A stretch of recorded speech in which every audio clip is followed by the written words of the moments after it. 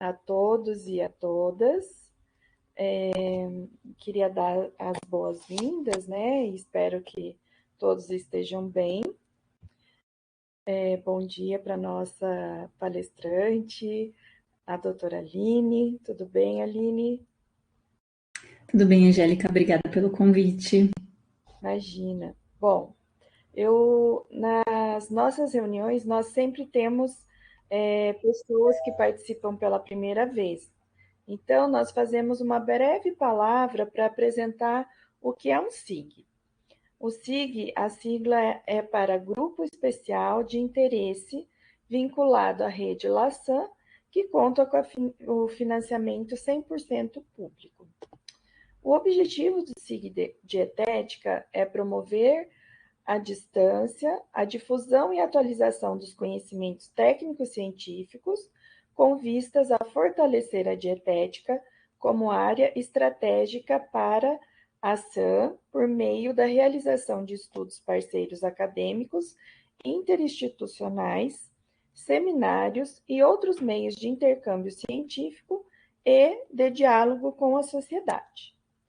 O SIG Dietética ele é coordenado pelo Laboratório de Dietética Experimental da Unifesp e tem a sua gestão partilhada com o Comitê Executivo formado pelas professoras.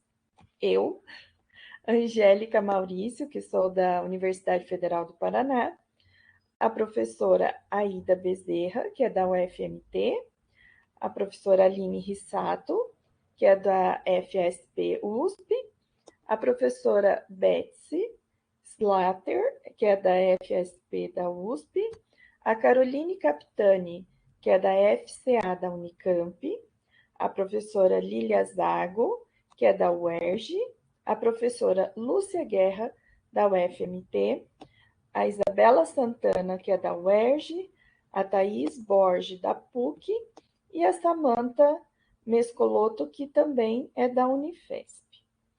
A Stephanie Gonçalves, da USP, e a nossa professora Semiramis Domeni, que foi quem iniciou o SIG. Para que possamos ter, né, uma apresentação tranquila, eu gostaria de dar alguns informes. A reunião ela está sendo gravada e para evitar ruídos do ambiente, por favor, mantenha o microfone no modo mudo. No final da apresentação, faremos uma rodada de comentários e perguntas. Então, use o microfone ou o chat do bate-papo. A sessão dura 1h30. Vamos tentar reservar o tempo final depois da exposição da convidada para as perguntas. As inscrições poderão ser feitas pelo chat ou sinalizando com o emoji da mãozinha levantada que você aciona ao clicar com o botão direito sobre o seu nome. Bom, então nós temos a nossa convidada, que é a professora doutora Aline Martins Carvalho. Ela é graduada em nutrição, mestre e doutora. Desculpa. O tema da palestra é alimentação e saúde planetária, tá? Que é o assunto que será abordado pela doutora Aline. Ela é graduada em nutrição, mestre e doutora em nutrição e saúde pública pela Faculdade de Saúde Pública da Universidade de São Paulo. Realizou estágios de pesquisa junto ao Department of Nutrition da Harvard School of Public Health e Department of Nutritional Sciences da University of Michigan. Atualmente é professora doutora junto ao Departamento de Nutrição da Faculdade de Saúde Pública da USP.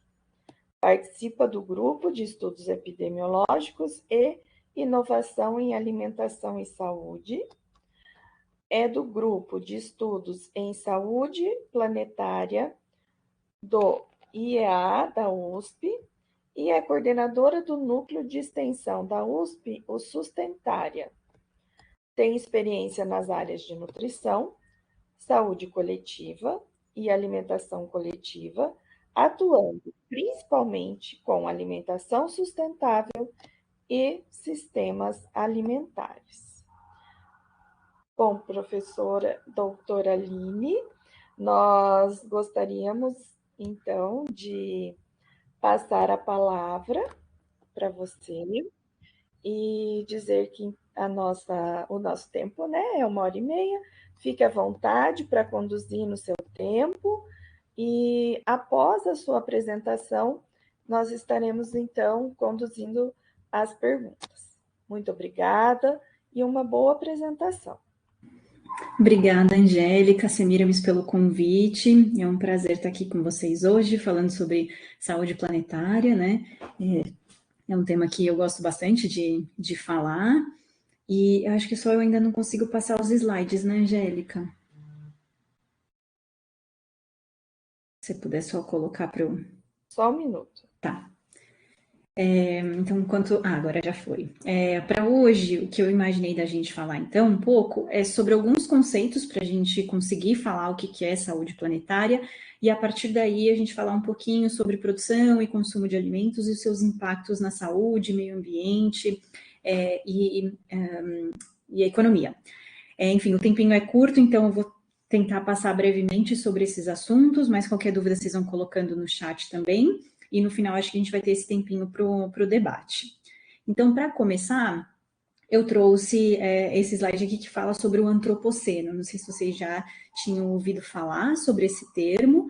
Ele foi cunhado pelo Paul Crutzen, que é um químico, ganhou até o prêmio Nobel em 2005, em que ele fala que nós estamos em uma nova era geológica, né, chamada antropoceno, porque o homem modificou tanto a nossa atmosfera, né, o nosso de viver, as cidades. Então, coloquei a foto aqui de uma cidade né, com bastante prédio, bem urbanizado, né, para mostrar essa mudança da nossa visão, né, comparada com o passado, onde o homem ele domina o meio ambiente e transforma até a atmosfera. Então, o Paul Crutzen fala sobre isso e dá esse nome de antropoceno.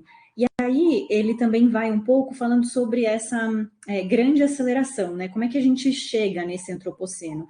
Porque a gente teve um processo de urbanização e de acesso a bens e produtos muito grande nos últimos séculos, né? A urbanização das cidades, aumento da população, uso de tecnologia, de meios de transporte. Então, houve esse aumento muito grande, mas a custos de grandes quantidades de recursos naturais, né, de petróleo, de desmatamento de florestas e de emissão de gases de efeito estufa, entre diversos outros recursos naturais. Aqui tem um gráficozinho que mostra um pouco melhor essa relação, que ela é do vídeo de saúde planetária. Para quem não conhece, a gente tem, né, o grupo de estudos de saúde planetária, e o Planetary Health Alliance, que é essa aliança internacional de saúde planetária, e esse é um dos videozinhos que eles têm, super interessante, mostrando um pouco sobre o que foi, né, essa grande aceleração e para onde a gente está indo. E aí mostra que, né, dado esse consumo que a gente tem hoje, não só de alimentos, né, mas um consumo de produtos, as mudanças demográficas, o uso de tecnologia, isso promoveu mudanças importantes no nosso meio ambiente, né, com perda de biodiversidade, com mudanças do uso de terra, com desmatamento, com escassez de recursos, né, e mudanças climáticas. E isso tudo vai levar a um processo de mudança na nutrição, de aumento de risco para doenças infecciosas, como, por exemplo, a gente estava vendo até agora o Covid, né, que foi uma doença também relacionada aos sistemas alimentares, doenças não transmissíveis, saúde mental, e aí a gente consegue ver que toda essa mudança da estrutura da sociedade acabou tendo impactos, né, na saúde, no meio ambiente da população. E aí a gente chega nesse processo de sindemia global. Acredito que vocês já tenham ouvido falar nesse termo, né? Mas ele foi descrito aqui pelo Boyd Swinburne em 2019, em que ele fala que a sindemia global é essa prevalência conjunta de obesidade, desnutrição e mudanças climáticas que acontecem no mesmo tempo com causas comuns. Então, com esse processo todo em que a gente modifica onde a gente vive, né? O planeta onde a gente vive, a gente chegou nesse processo de altas taxas de obesidade, desnutrição ao mesmo tempo e mudanças climáticas. Então, a forma em que a gente produz alimentos e o que a gente come está diretamente ligado a essa má nutrição e essas mudanças climáticas. Então, a gente começa a observar tudo isso de uma forma conjunta, né? E aí a gente vê que nessa perspectiva atual em que a gente está, a economia, muitas vezes, a gente vê o círculo aqui na perspectiva atual bem maior da economia, né? Por quê? Hoje em dia a gente percebe que o que é de valor para a sociedade é muito dinheiro.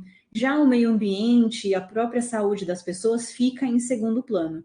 Mas quando a gente tem isso, né, é um problema. A gente viu aqui na Covid que quando a gente faz escolhas apenas pela economia, a gente tem um sofrimento das pessoas e também do meio ambiente. Então, a estratégia aqui se a perspectiva futura poderia ser em que cada uma dessas bolinhas aqui tivessem um peso similar, né? O ambiente, a saúde das pessoas e a economia. Porque não adianta a gente ter dinheiro se a gente não tem saúde, se a gente não tem planeta para produzir alimentos, né? Então, essa é a perspectiva da saúde planetária.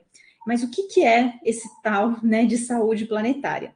Então, aqui eu trouxe o conceito que está lá no site do Saúde Planetária Brasil. Aqui tem o logo para vocês também conhecerem. A gente tem página no Instagram, no Facebook, então se vocês quiserem seguir, tem diversos materiais. E aí, na definição do site de saúde planetária, mostra que é um campo voltado para investigar essa questão da sustentabilidade e da vida humana no planeta, sob a ótica cada vez mais integrativa, transdisciplinar e global. Então, só nesse comecinho a gente já percebe que ele fala sobre sustentabilidade, então sobre recursos naturais e também sobre vida humana.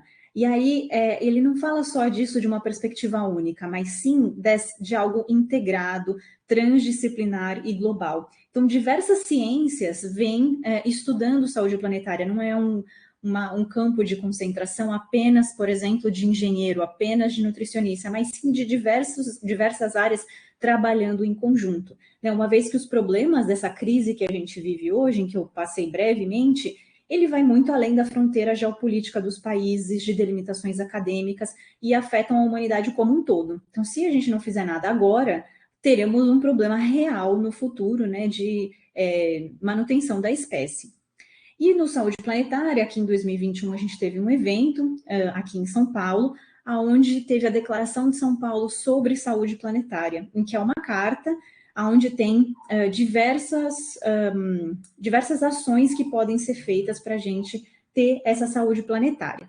Então, nessa declaração, ele encoraja todas as pessoas a cumprirem o seu papel e fornecer essas informações, essas instruções claras sobre como cada um e cada grupo também, cada instituição pode contribuir para essa grande transformação. A gente estava falando de grande aceleração, mas o que a gente precisa é de uma grande transformação no mundo, não, uma mudança rápida e estrutural da forma em que a gente vive para otimizar a saúde e o bem-estar das pessoas, mas também do planeta. Então, a gente percebe que sempre a saúde planetária, ela vai falar da saúde das pessoas, mas também vai levar em consideração a saúde do planeta, porque a gente percebeu que não tem vida se a gente não tiver um planeta viável, né?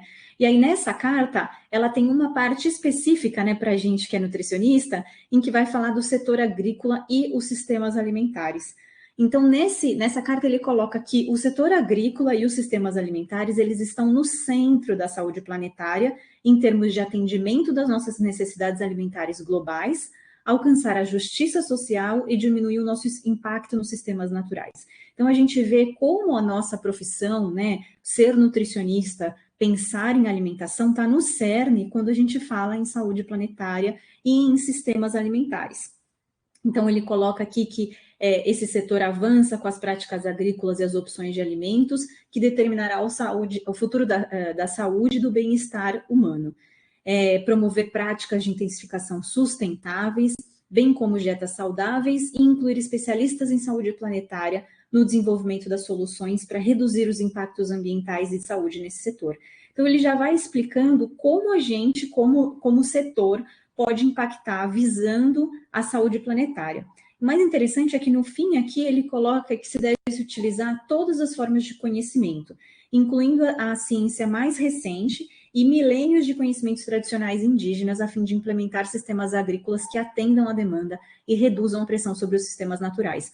Então, dentro da saúde planetária, não importa só a mais alta tecnologia, mas sim todo tipo de conhecimento que seja capaz de transformar o nosso mundo para que ele sobreviva e a gente dentro dele. Então, essa é um pouco o que a gente fala em saúde planetária.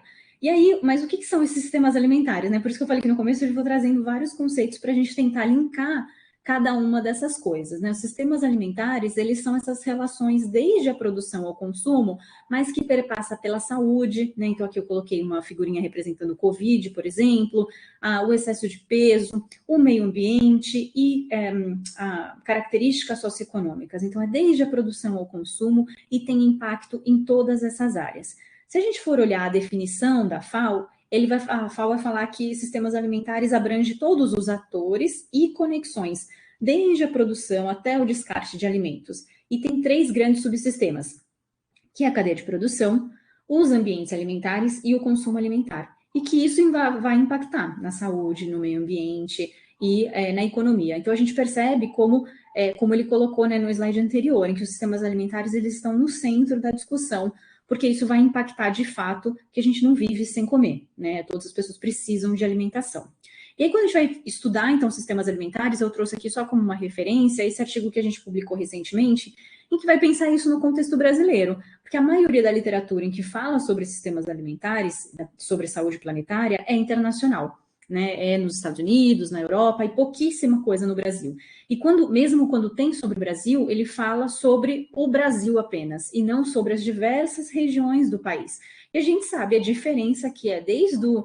Outro dia eu estava brincando, né? O que é cuscuz? Né? O cuscuz para São Paulo é uma coisa, para o Nordeste é outra, para o Sul é outra, para cada lugar do país é uma coisa diferente. Então, como que a gente fala que o Brasil é único e que o sistema alimentar brasileiro é único? Então, esse artigo ele veio com essa ideia de tentar avaliar isso de uma forma mais local, né? A gente utilizou o Estado e a gente pegou diversos indicadores, 46 indicadores de 4 dimensões, da parte ambiental, econômica, nutricional e social, para tentar avaliar, né, o Brasil nesse contexto, e aí a gente conseguiu chegar, a partir desses indicadores, em 4 grandes Brasis, né, que é similar às nossas divisões geográficas, mas um pouquinho diferente.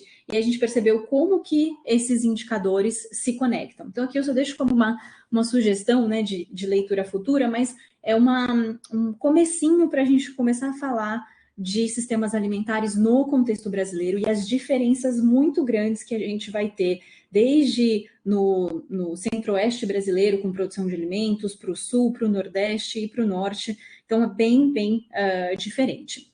Aí está, a gente já tem, né, um sistema alimentar, mas a gente come, né? A grande parte aqui, como nutricionista, a gente está preocupado com a alimentação. E aí vem aquela definição de alimentação sustentável, que pela FAO é aquela alimentação que tem que proteger e respeitar a biodiversidade, o ecossistema, ser culturalmente aceitável, acessível, economicamente justa, nutricionalmente adequada, segura e saudável, além de otimizar os recursos humanos e naturais. Então, quando a gente olha a definição de alimentação sustentável, a gente vê que está super conectada com saúde planetária, né? Porque ela vai falar em termos ambientais, vai falar de cultura, né? Porque, como eu falei sobre o cuscuz, a alimentação é extremamente variada no nosso contexto, apesar de ela ter ficado muito homogeneizada, né, nos últimos anos. A gente vai falar de nutrição também, otimizar recursos. Então, esse é o contexto de alimentação sustentável, que é mega amplo, né? E aí a gente parte será que a gente, como nutricionista, a gente conseguiria imaginar uma alimentação sustentável? Se vocês quiserem colocar no chat aqui, vocês imaginam que seria um prato sustentável, em que você olha assim e você fala, esse aqui é sustentável. Vocês acham que dá, olhando para um prato, falar? Né? Dado o que eu falei todo aqui, de o que é alimentação sustentável, sistemas alimentares, saúde planetária, alguém se arrisca?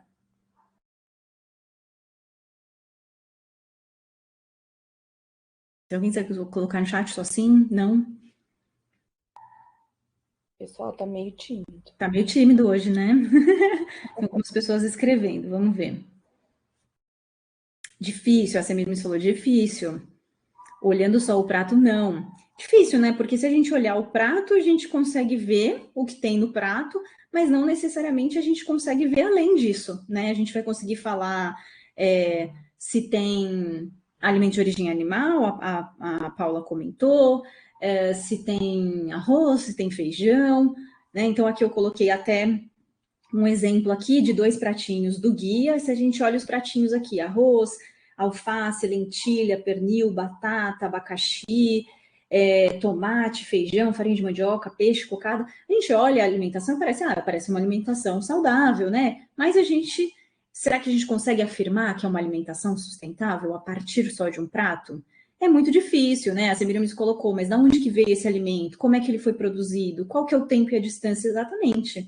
Né? Da mesma forma, se a gente coloca aqui o pratinho do Eat Lancet, que talvez vocês tenham ouvido falar também, em que é uma referência em que vai falar sobre alimentação sustentável, sobre dieta planetária, se a gente olhar só um pratinho, a gente não consegue falar muita coisa se aquilo é sustentável ou não, porque vai depender para quem é essa comida, né? Quem que vai comer, da onde que veio, como que foi feita, usou transgênico, usou agrotóxico, são várias questões, né? Respeitou o meio ambiente, respeitou as pessoas, então são muitas coisas, é um conceito muito mais amplo do que só aquilo que a gente vê num prato. Então, acho que essa é a grande mensagem, né? Não é simples, as respostas não são simples, elas vão muito além disso daqui. Mas se a gente for falar da alimentação brasileira, de forma geral, como nutricionista, a gente sabe, a qualidade da alimentação brasileira não é lá muito boa, né? A gente, aqui em verde estão as quantidades recomendadas, em amarelo as quantidades consumidas, a gente percebe que a gente come bem menos frutas, cereais integrais,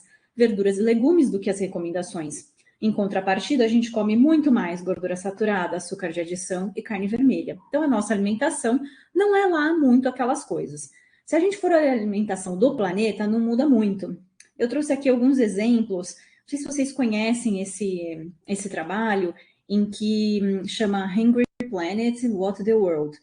É de 2005 e acredito que as fotos sejam até anteriores, em que esse fotógrafo ele tirou fotos do que uma família consumia em uma semana e qual era o valor disso. Então eu trouxe só alguns, mas tem vários assim no livro. E aí então aqui o que essa família mexicana consumiria em uma semana. Então a gente consegue ver aqui, né, que tem bastante fruta, tem aqui pão, tem bastante refrigerante aqui no fundo. Se a gente for olhar o da Austrália, tem bastante carne, também tem os alimentos ultraprocessados aqui, e trouxe o último dos Estados Unidos também, né? Quase mal dá para ver uma frutinha, talvez uma uva aqui no meinho. Então a gente vê essa diferença, né? Tem bastante refrigerante e tal.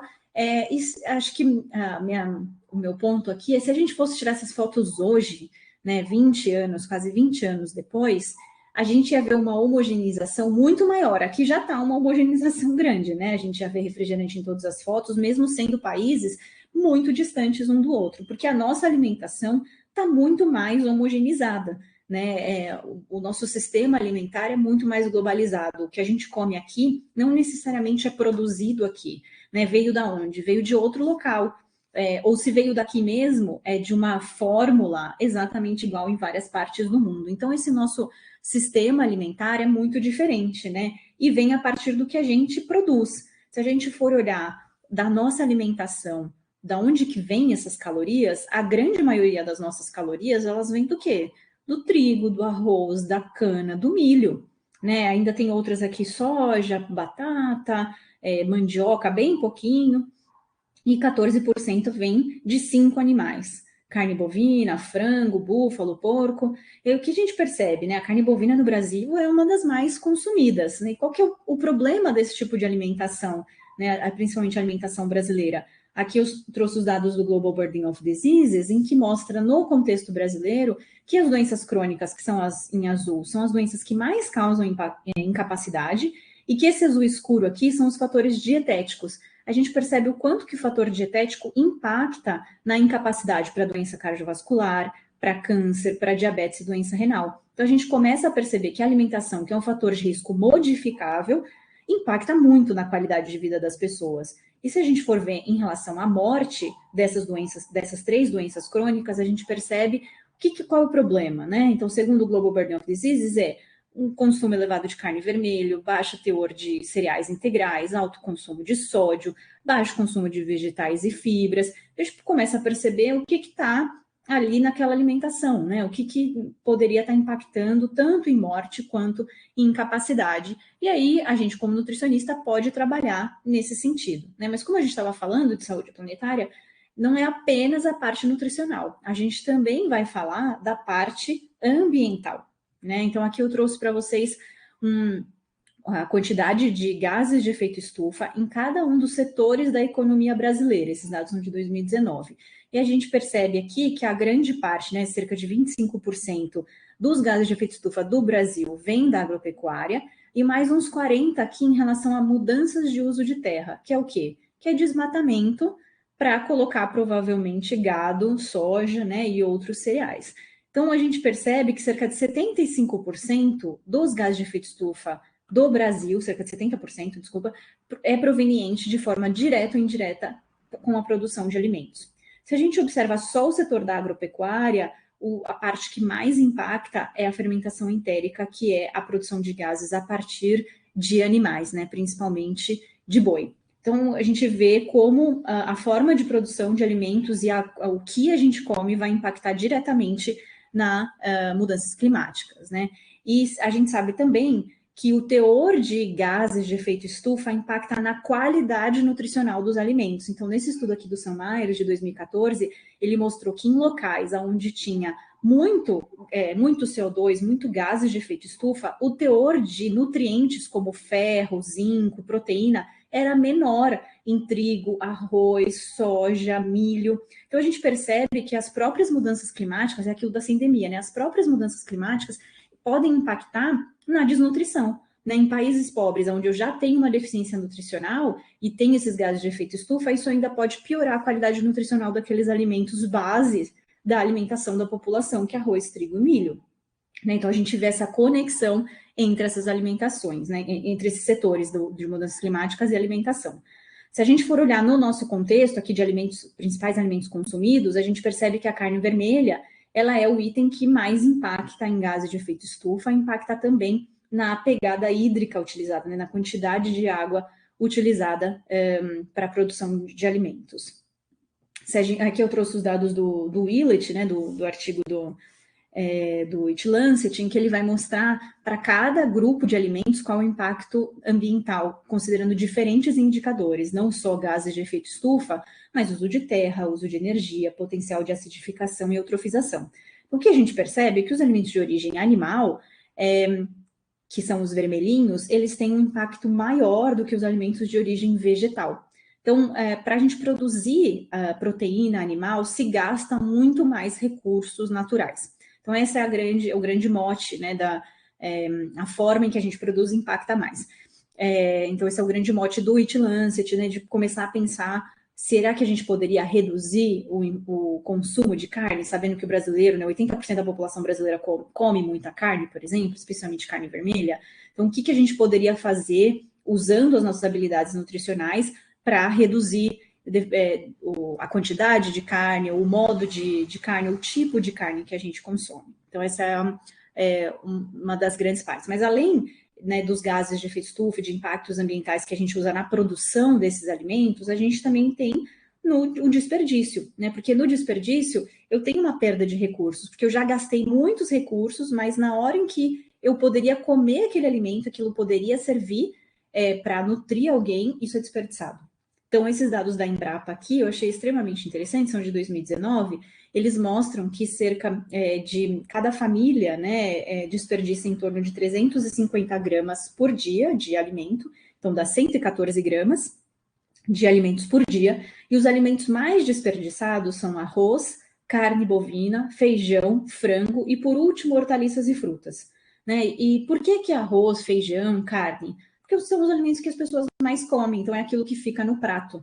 Então, esses são os alimentos mais desperdiçados. E a gente sabe que já gastou muita energia, muita, né? Já emitiu gases para produzir todos esses alimentos e a gente desperdiça. Então, o nosso papel como nutricionista, pensando em dietética, o que a gente pode fazer para reduzir esse desperdício de alimentos? Não só em frutas e verduras, que é aquilo que a gente já normalmente pensa, mas também dos alimentos bases do dia a dia, que é o que as pessoas mais comem, arroz, feijão, carne. Como que a gente pode fazer para reduzir esse desperdício, né? Que técnicas culinárias a gente pode aplicar para reduzir isso? E além, então, a gente já falou um pouco da parte nutricional, da parte ambiental. Se a gente for falar da parte econômica, a gente sabe que grande parte da população do mundo não tem recurso para comer uma alimentação saudável, né? A gente sabe que tem 33 milhões de brasileiros passando fome no Brasil, sendo que nós somos um dos grandes produtores de alimentos do mundo, né? Então, como é que a gente coloca tudo isso no mesmo barco e pensa em saúde planetária? Então, a gente vê que a gente ainda está naquela perspectiva lá que eu contei no começo da apresentação, de que a economia ela acaba valendo muito mais do que a saúde das pessoas e a saúde do ambiente. Então, essa grande mudança de perspectiva que a gente está pensando em modificar, para que, de fato, a gente possa alcançar uma qualidade de vida para a população, né, de forma realmente integral. Então, o que a gente pode refletir, dado esse problema todo do sistema alimentar, pensando na parte nutricional, ambiental e econômico? Que um dos problemas é essa desconexão que a gente tem hoje entre o ser humano e a natureza, né? O ser humano, muitas vezes, ele se coloca acima da natureza e usa a natureza como algo, como qualquer outro bem de consumo, né? E esquece que para a gente produzir alimentos vai um tempo, né? Se alguém tem uma hortinha em casa, sabe que demora para crescer um tantinho assim de cebolinha, não é de um dia para o outro, né? Demora para crescer até florir, né? A gente ter essa descoberta, tem que regar, tem que adubar. Então, todo esse processo as pessoas não têm hoje em dia, por causa da urbanização, por causa do dia a dia corrido, mas essa desconexão acaba até aumentando o desperdício de alimentos, porque as pessoas, se estragou, eu vou amanhã no mercado e compro outro, né, abacate aqui, porque o meu estragou. Mas quanto tempo não demorou, né, para produzir aquele abacate? Eu acho que a saúde planetária também traz essa desconexão que hoje a gente vive e que poderia ser uma das chaves para a gente promover saúde planetária, que é essa conexão. Dado que a gente tem essa população crescente, né, com recursos finitos do planeta, com água finita, né, com pesticidas jogados nessa água, né, a gente tem esses problemas, mas que pode ter essa conexão do ser humano com a natureza, como parte do meio ambiente onde a gente vive. E usar a alimentação como uma forma de diplomacia, porque a gente sabe que uma das coisas que nos faz humanos é a comensalidade, né? A gente sentar, independente de qualquer característica, as pessoas comem em conjunto, né? Desde a época lá dos primórdios, sentava-se em volta de uma fogueira para comer. Então, essa comensalidade, ela pode ser utilizada como uma forma até de apaziguação, né, de que a gente se coloca junto, todo mundo dá de comer para um filho. Essa é algo que nos une como ser humano. Então, por que não utilizar isso também como uma forma de conexão entre as pessoas e redução de conflitos? Então, aí a gente vê o potencial, né, da nossa profissão aí como alimentação. Como que a gente pode fazer isso, né? Acho que a gente pode usar diversos modelos teóricos para pensar. Eu trouxe aqui algumas coisas que a gente pode tentar atuar no individual, né? Então, o que eu posso fazer como indivíduo para pensar em saúde planetária? Posso tentar reduzir o meu consumo de carne se eu como muita carne? Eu posso tentar comprar localmente? Lembrando que, esse é um ponto que eu não comentei, comida local, o transporte, ele não necessariamente é o que mais impacta no meio ambiente quando a gente vai falar em pegada de carbono, tá? A produção impacta muito mais, mas a gente ir até o mercado de carro e voltar, isso sim é um grande ponto, é um grande impacto. Então, a gente pensar como que a gente vai comprar esse alimento, da onde a gente compra, né? O alimento que vem aqui de vegetal, fruta, eu consigo comprar localmente? Eu conheço o produtor, né? E diminuir o desperdício. Então, são ações pequenas do dia a dia que podem ser feitas, mas que também podem fazer coisas interpessoais e institucionais, né? Porque aí a gente começa a ter força, começa a se juntar em grupo. Então, será que na minha instituição eu consigo colocar um dia sem carne? Né? Na Faculdade de Saúde Pública, lá em 2012, no meu mestrado, a gente fez um dia sem carne no restaurante universitário, para começar a falar sobre isso com os alunos, com os professores e funcionários da faculdade, né? Será que a gente pode usar caneca para não usar o plástico que depois vai para os aterros? Será que a gente pode usar alguma campanha para conscientização das pessoas, ou mesmo mapeamentos para entender quais são os principais problemas naquele local onde eu trabalho, onde eu estudo? E também políticas públicas, né? Que políticas públicas podem apoiar essa mudança, essa grande transformação que a gente precisa fazer, né? O PNAE, com a promoção de alimentação saudável, adequada, compra de alimentos da agricultura familiar, ou o próprio PAA. Então, são políticas de apoio que podem atuar para a promoção dessa saúde planetária, né? E aí agora a gente já queria deixar um tempinho para a gente conversar, vou encaminhando aqui para o final, mas para falar que quando a gente fala em saúde planetária, sistemas alimentares, é um campo extremamente vasto, né? É muita coisa para a gente estudar, para tentar entender essas conexões e ver possibilidades de mudança. E isso é só o começo, né? Eu falei aqui 30 minutinhos sobre isso, mas é muito mais complexo. E eu acho que uma coisa importante é a gente saber que toda ação, seja individual, seja coletiva, ela tem um impacto, né? Então, acho que a partir daí a gente pode promover suporte para tanto dentro da nossa família, quanto instituição e como sociedade, para que novas decisões possam ser tomadas, melhores decisões, e a gente tem que fazer isso junto. Não adianta eu fazer de forma isolada, né? A gente tem que fazer isso junto porque a gente não tem um planeta B. A gente só tem esse e a gente vai ter que viver nele. Então, se a gente quer ter planeta para os nossos filhos e netos, a gente precisa começar a trabalhar junto hoje para modificar, para de fato a gente ter essa grande transformação necessária, né? Aqui eu trouxe alguns materiais para vocês, todos gratuitos no site do Sustentária. O Sustentária é um núcleo de extensão da Faculdade de Saúde Pública, onde estuda e pesquisa sobre alimentação sustentável e sistemas alimentares no contexto brasileiro. Então, aqui a gente tem um manifesto em que fala sobre o que é alimentação sustentável. A gente tem uma revista também, 3 revistas, a gente publica 3 revistas por ano, essa é a última, em que essa daqui falou sobre ambientes alimentares, por exemplo. E a gente tem diversos livros de receitas, né? Porque não adianta a gente falar para as pessoas, a gente precisa mudar a alimentação, se a gente não tem, não dá sugestões de como a gente pode fazer isso de forma fácil, barata e viável no dia a dia. Então, esse aqui é um livro de receitas com punk. E a gente também tem um podcast, que é o Comida que Sustenta, a gente já está na 3ª temporada. A 2ª temporada foi só destinada à saúde planetária, então a gente tinha um quadro chamado Saúde Planetária e Eu com Isso, em que falava essa relação entre sistemas alimentares e saúde planetária, e os ODS, né? Então a gente tem 16 episódios na 2ª temporada, um para cada ODS, a gente juntou 2, mas a gente tem 16 episódios, agora a gente está na 3ª temporada com publicação semanal. Então esse aqui que eu coloquei no cantinho é o último sobre mudanças climáticas, para vocês saberem que existe esse material totalmente gratuito no site, no Instagram do Sustentário. Já convido quem não segue a gente, seguir lá no Instagram e dar uma olhada no nosso blog, né? E trouxe também uma divulgação de um evento que a gente vai fazer na Faculdade de Saúde Pública, em parceria com o WWF, sobre sistemas alimentares sustentáveis. Ele vai ser no dia 13 de abril, é uma quinta-feira à tarde. A gente tem as inscrições, depois posso colocar aqui o link para vocês. A gente vai trazer o Walter Bellick, da Unicamp, falando sobre preço, acesso e iniquidades no Brasil.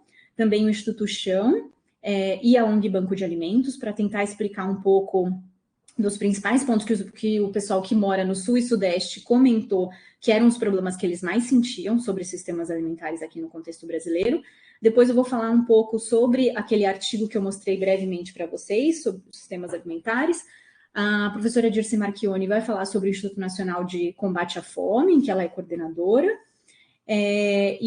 Enfim, vai ser um evento super legal. Eu já deixo aqui o convite gratuito lá na Faculdade de Saúde Pública. E é isso. Agradeço aí o tempo de vocês. Fico à disposição para perguntas. Muito obrigada, Aline. Acho que, assim, dá um puxão de orelha na gente, né? Quando você fala em saúde planetária, onde essa questão individual realmente ela pesa muito, porque eu tô comendo, o meu alimento estragou aqui, vou ali comprar, né? E acho que no dia a dia a gente até deixa isso passar, né, despercebido e realmente se torna uma situação insustentável, né, para o planeta.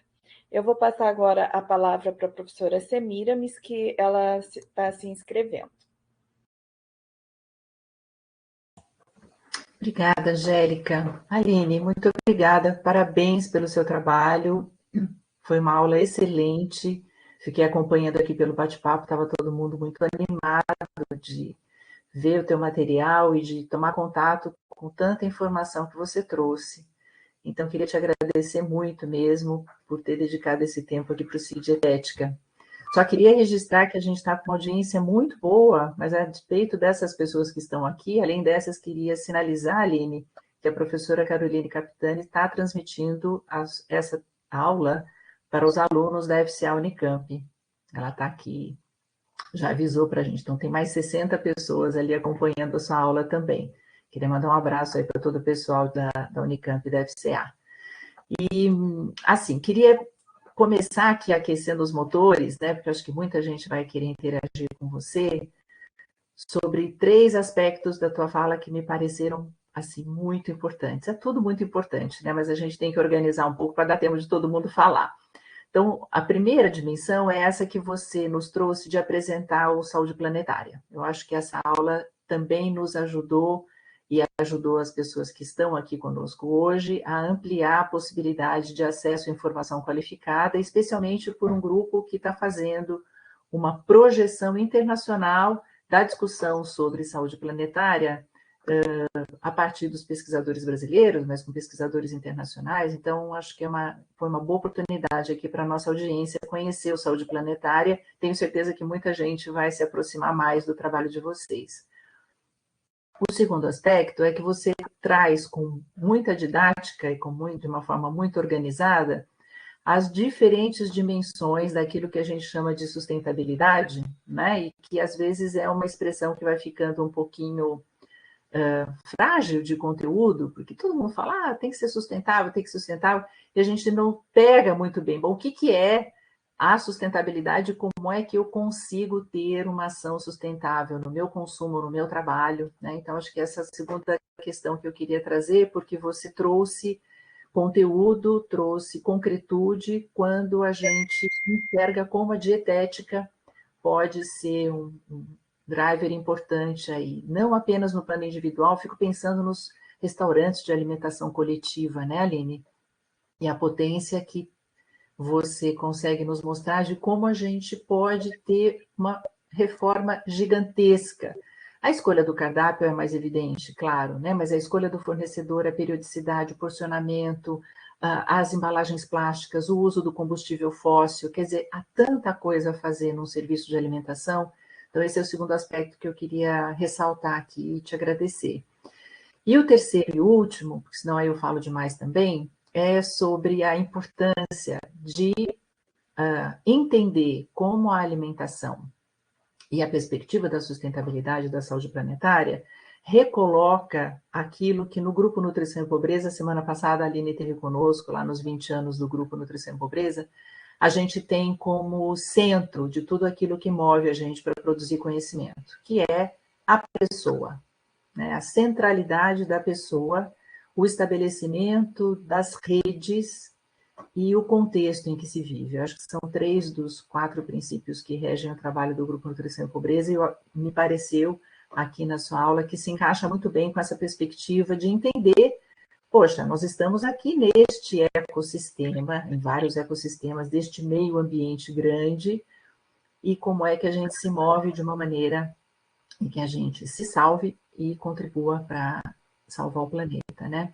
Então, assim, não tenho nenhuma pergunta objetiva para você, a não ser te dizer, te provocar para como é que você tem conseguido na sua atividade como professora na graduação. Na pós-graduação, eu conheço um pouco mais, mas na graduação, um pouco menos. Como é que você tem conseguido aplicar todo esse seu conhecimento para a formação de novos nutricionistas? Obrigada. Obrigada, Semiramis, pelas colocações, né, e pela pergunta. Eu acho que você colocou pontos fundamentais, né, do Grupo de Saúde Planetária. Deixo muito convite para seguir, é um grupo que tem essa parceria com o pessoal de Harvard muito forte, em que a gente faz esses eventos anualmente. Provavelmente o do próximo ano vai ser em São Paulo novamente, então é uma oportunidade da gente conhecer esses pesquisadores e dialogar com diversas áreas, né, pensando não só na nutrição, mas com certeza sempre tem um painel sobre sistemas alimentares, e aí a gente se coloca ali de forma forte, né, de como que a gente pode atuar como nutricionista nesse contexto.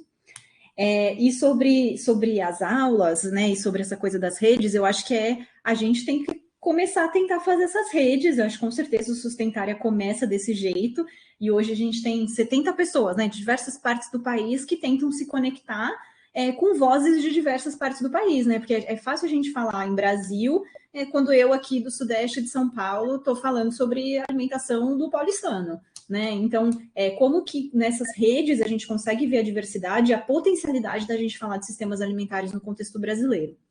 E como professora na área de alimentação coletiva, sempre, né, os meus alunos já sabem que sustentabilidade vai ser tópico de aula. A Betsy também já coloca isso na disciplina de PTCAM, porque é onde a gente pode atuar de forma a impactar grande quantidade de pessoas de uma só vez. Se você muda o cardápio de um restaurante popular, de um restaurante universitário, tem um impacto em centenas de pessoas diariamente, né? Então, a gente pensar na construção do cardápio, não só na redução do consumo de carne, porque muitas vezes é muito difícil, né, a gente fazer isso. Eu lembro quando a gente começou lá na Faculdade de Saúde Pública, mesmo dentro da Faculdade de Saúde Pública, a gente sofreu um pouco com reclamações de redução da carne, mas de pensar em estratégias. Então, tem um grupo que eu sigo e que eu gosto muito, chamado Menus of Change, que é o grupo de restaurantes universitários de diversas universidades nos Estados Unidos, de Harvard, de Stanford, em que eles têm princípios sobre uma alimentação sustentável. Então, desde a compra dos produtos que vão ser servidos nesse restaurante universitário, até modelos de como passar essa informação para o aluno. Porque se o aluno também não estiver sensibilizado, não vai sentir uma diferença. Então, eles até estudam como o nome da preparação impacta no consumo, né? Eles fizeram assim, por exemplo, cenoura saudável, cenoura cozida e cenoura caramelizada ao molho de alecrim no forno. O que você acha que os alunos gostaram mais de comer? A cenoura é a mesma cenoura, mas ele só de colocar esse nome bonito, né, só esse label já estimulou o consumo. Então eles começam a estudar formas da gente melhorar o consumo de alimentos que a gente já sabe, né, que são saudáveis, que são sustentáveis, de uma forma simples. Então acho que está aí a nossa função como nutricionista de tentar atuar, de tentar ver o impacto ambiental, mas não só o impacto ambiental. Acho que o impacto ambiental é uma coisinha, né? Acho que a gente tem que pensar na forma em que esse alimento é produzido dentro da cozinha. Como é que é o funcionário que está lá na minha cozinha, né? Ele tem uma forma de trabalho viável, né? O salário dele, ele consegue sobreviver. Então, quais são as formas em que a gente pode pensar para transformar o nosso microcosmos ali dentro de um restaurante ou dentro da nossa instituição, dentro da faculdade? Então, acho que são várias coisinhas que a gente pode pensar, mas acho que tirar o foco só do nutriente, né? Acho que a gente está nessa mudança de paradigma da nutrição, de deixar de olhar para apenas o nutriente, não que isso não seja importante, isso é fundamental, mas olhar um pouco de forma ampliada, não só o nutriente, mas como ele está dentro desse contexto da alimentação integrada, as pessoas que estão produzindo, e etc. Então, eu tento colocar isso em aula para tentar sensibilizar os alunos sobre isso, eles tentam que fazer um negócio, né? E aí eles vão trabalhando com sustentabilidade também ao longo da disciplina, mas é difícil, né? Não é tão simples assim. Às vezes os alunos não gostam muito, mas a gente tenta. Aline, a professora Betsy está inscrita, então eu vou passar para ela.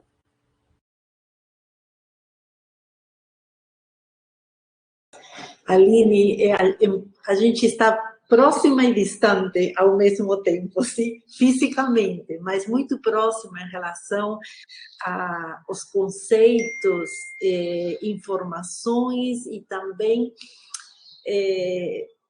atitudes de militância. Eu acho que tu e eu aqui estamos na área da alimentação, na Faculdade de Saúde Pública, e militamos por uma alimentação adequada, saudável e sustentável. Mas como aqui estamos também em um uma plataforma assim, onde muitas pessoas trabalham com a disciplina de técnica dietética e, em nosso caso, de procedimentos e técnicas culinárias aplicadas à nutrição.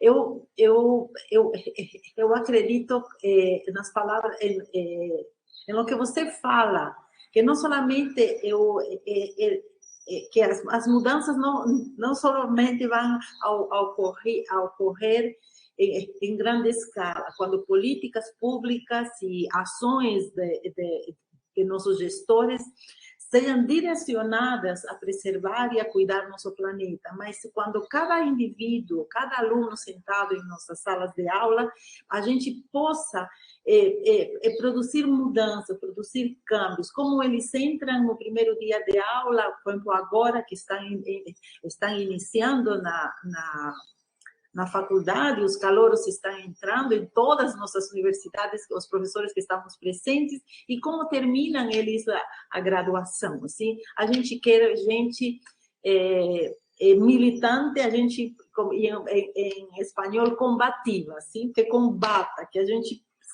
se faça isso.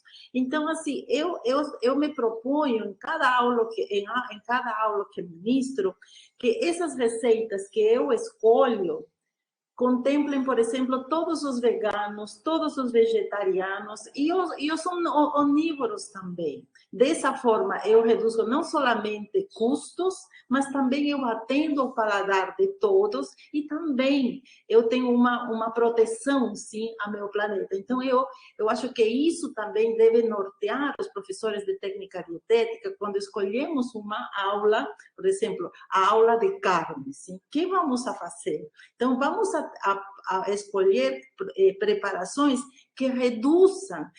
Por exemplo, eu não vou escolher bife, jamais. Eu vou escolher uma carne que adicione legumes, que adicione outros alimentos, para que dessa forma eu tenha uma preparação balanceada em termos nutricionais, mas também que contemple a situação ambiental. Também, agora temos um grupo de pesquisa aqui na Faculdade de Saúde Pública que cuida das técnicas culinárias que mais emitem poluentes. Então, nós, professoras, também temos que pensar, tudo bem que temos que ensinar o fator de correção, o fator de hidratação, índice, e aí chegamos ao grande problema, índice de absorção de gordura. Temos que ensinar? Temos que ensinar. Mas, assim, vamos mostrando que também esse é um maior poluidor do ambiente quando a gente está fritando. Então, a gente vamos orientando também. A gente não pode deixar de orientar como se frita e quanto absorve de gordura, mas podemos mencionar, olha, isto vamos a diminuir a forma, porque isso polui nosso ambiente, emite gases, e mostrar quais são as técnicas e procedimentos culinários que têm menor carga em produção de gases, sim? E todos esses, assim.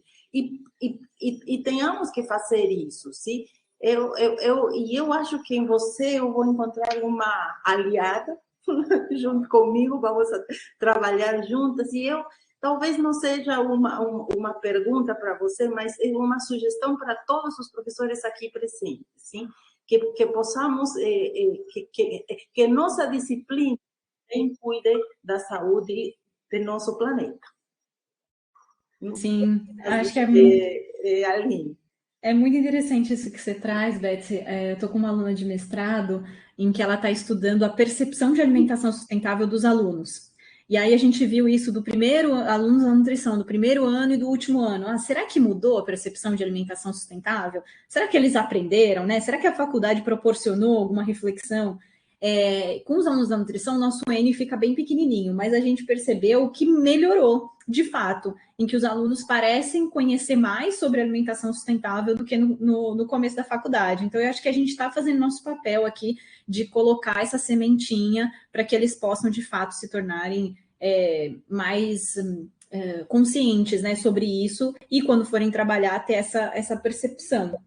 E acho que isso, quando você coloca também sobre as técnicas culinárias, eu acho que é fundamental a gente entender, né, essas técnicas culinárias, os equipamentos que a gente tem dentro da cozinha e como isso pode ser a favor ou não. Eu estava discutindo com uma Nutri do RU da Federal do Acre, não lembro agora qual federal que era, e ela estava comentando sobre fatores de cocção e uso quando você vai cozinhar uma abóbora na água, e aí o seu fator de cocção é maior do que 1, aí você fala, então eu vou ter um rendimento melhor. E quando você coloca no forno combinado, você tem um fator menor do que 1, e você fala, ixi, então eu vou ter um rendimento menor. E ela fala assim, não, porque no forno combinado ela fica bonitinha, não tem o desperdício. Você coloca na água, aquela abóbora começa a se despedaçar toda, e você não consegue servir para o aluno, além de ficar cheio d'água.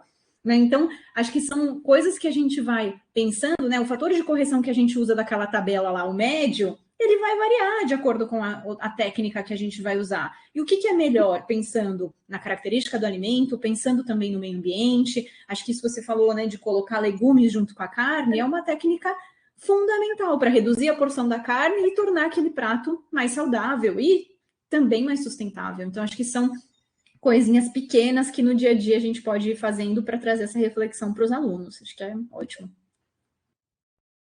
Obrigada, Aline. Professora Betsy, eu gostaria de passar para Paula Martins.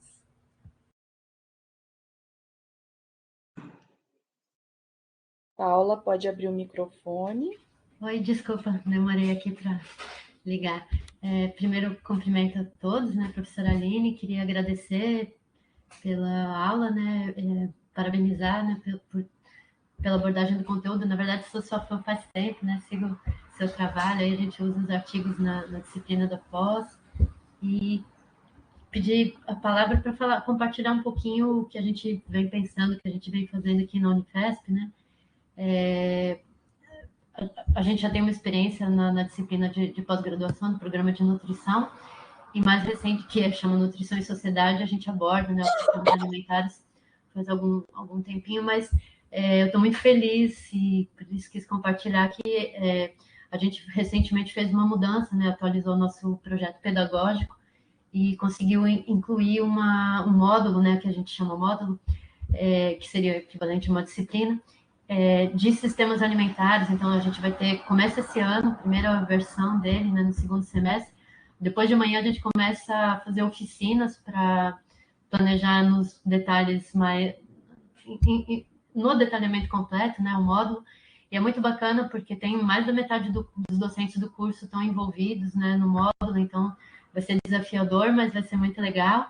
E pautado bastante na extensão, né, no bojo aí da perspectiva de curricularização da extensão, essa disciplina, esse módulo, né, vai ser 100% pautado na extensão. Então, a gente vai fazer os links aí com as experiências dos diferentes projetos de extensão que a gente tem aqui no grupo.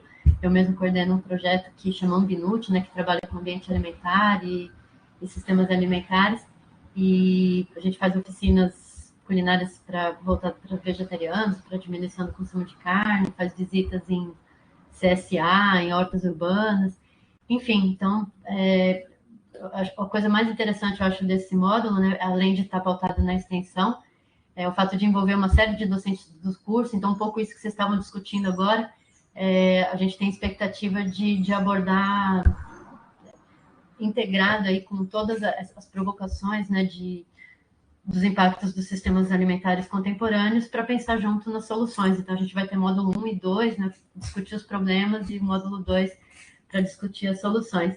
Então, eu queria, né, só compartilhar, dizer que eu estou muito feliz, né, de ver sua aula, e desejo, né, sigo também o projeto de extensão, é um modelo para mim, né, admiro muito o trabalho de vocês, do Sustentário, e desejo muito estar nessa rede, né, com vocês. Espero que a gente possa se conectar mais, né, e da minha parte, quer dizer, e fazer isso junto, né, assim, nos diferentes locais que a gente está trabalhando nessa temática, enfim, né, trabalhar em rede mesmo. Muito obrigada, Nini, só queria compartilhar isso.